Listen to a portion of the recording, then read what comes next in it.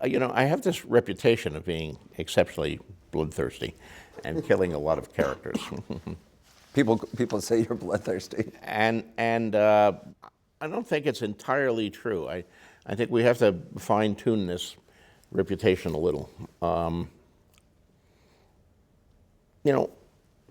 Star Wars kills more people than I do. I mean, right in the opening of Star Wars, they unleashed the Death Star against the planet Alderaan. Right, but you don't know who's living on Alderaan, exactly, really. Exactly. And you don't know what the stormtroopers look like. It's a statistic. It's a statistic. It's, 30 billion people just died. And then we're on to the next act. But in real life, we suffer when people die. We're afraid of death ourselves. We wonder what's going to come after. When we lose a parent, a sibling, God help us, a parent loses a child. Our best friend died. One of my best friends died last year, the brilliant editor Gardner Dozois. Every one of these was an event that shook me, that made me sad, and I want to have that effect on my readers. I don't want death to be just an act break. Oh, okay, this character you never knew and didn't particularly care about is dead.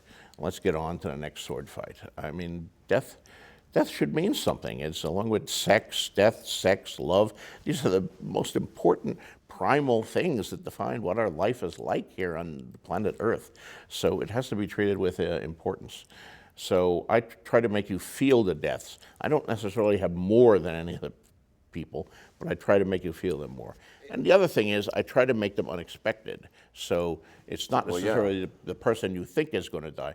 You think Ned is safe because he appears to be the hero.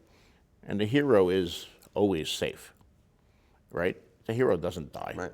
The you hero can't have the hero die. And the hero's girlfriend, no matter how much trouble they get into, they somehow survive. You kill people off in completely unexpected ways, which makes the death all the more shocking. They say you write the books that you want to read, and I love unexpected twists and turns. The Red Wedding scene. The Red Wedding, yes. That was number one, that was the hardest scene I ever had to write. Well, how so? I knew it was going to happen, but I couldn't bring myself to write it. It occurs about 2/3 of the way through A Storm of Swords, not right at the end.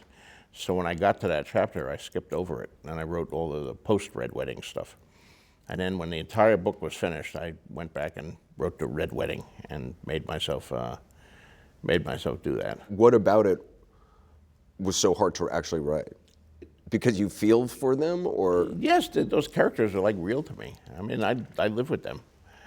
It's hard to say. I'm inside their heads. I'm with them through their triumphs, through their tragedies. I carried Rob with me I started introduced the character in 91, and I killed him in like 99. So like 8 years, this character, and Catelyn had been part of my life. So it's tough. It's